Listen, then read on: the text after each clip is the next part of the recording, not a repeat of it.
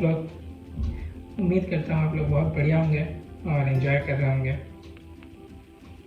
आज की जो कविता है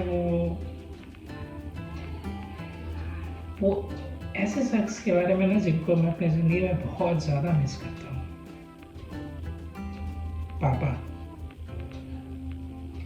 माँ शब्द ऐसा है ना जिनके बारे में बहुत लिखा गया है, बहुत पढ़ा गया है, लेकिन पापा के बारे में बहुत ज़्यादा किसी ने लिखा नहीं है। पापा, जब एक ये शब्द आता है तो दिमाग में क्या क्या बातें आती हैं? बहुत सारी बातें आती हैं। पापा से हम अपनी मन की सारी बातें नहीं कह पाते जितनी खुल के हम अपने मन की बातें माँ से कह पाते हैं। लेकिन पापा ऐसा शख्स होते हैं, वो एक ऐसे शख्स होते हैं ना, एक ऐसी शख्सियत है पापा जो बिन कहे सब कुछ समझ जाते हैं। आपको कहने की ज़रूरत नहीं पड़ती है उनसे। हाँ, पापा थोड़े डांटते हैं, आप शैतानियाँ करो तो डांटते हैं। पापा हर चीज़, हर एक बात बिना कहे समझ जाते हैं। तो पापा के बारे में मैंने कुछ चंद लाइनें पापा के बारे में लिखी है। वैसे माँ और बाप दोनों के बारे में कुछ लिखा नहीं जा सकता। वो हैं जिन्होंने ज़िंदगी लिखी है। तो लाइंस कुछ ऐसी है कि पापा एक ऐसा नाम जो जुबां पे कम,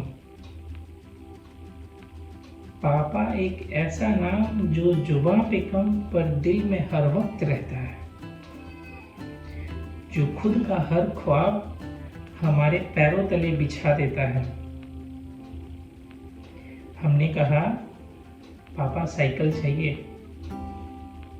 उन्होंने कहा ठीक है बेटा, और फिर खुद पैदल चल पड़े। महीनों तक बस का किराया बचाया ताकि हम हवा से बातें कर सकें। ऐसा सिर्फ एक पिता ही कर सकता है। हमने कहा पापा कॉलेज जाना है, उन्होंने कहा तू बस पढ़, बाकी सब मैं देख लूंगा। और फिर अपने शौक, अपने कपड़े, यहाँ तक कि दवाई तक टाल दी। पापा वो जो कभी माँ की तरह रोते नहीं, पर हर रात तकिए को भिगा देते हैं, जिनके जूतों का सोल घिस गया पर उन्होंने कभी नहीं कहा मेरे लिए हर रोज कुछ ला देते हैं। जब हमें पहली नौकरी मिली, हम माँ को मिठाई खिलाने दौड़े, पर पापा वो तो बाहर बरामदे में बैठे थे चुपचाप, बस आंखें चमक रही थी, शायद भीतर ही भीतर रो लिए थे। पापा वो जो घर की छत बनते हैं, पापा वो जो घर की छत बनते हैं और खुद धूप में जलते हैं, हमारे हौसलों की नींव है जो कभी दिखाई नहीं देती। और आज जब हम कहते हैं पापा अब आप आराम करो,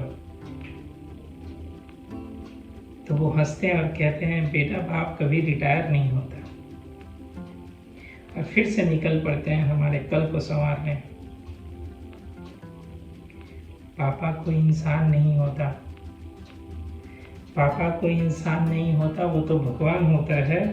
बस थोड़ी सी थकान, थोड़ी सी चुप्पी और ढेर सारी दुआओं में लिपटा हुआ नाम होता है पापा। Thank you. उम्मीद करता हूँ कि आपको ये कविता अच्छी लगी होगी। Thank you, bye.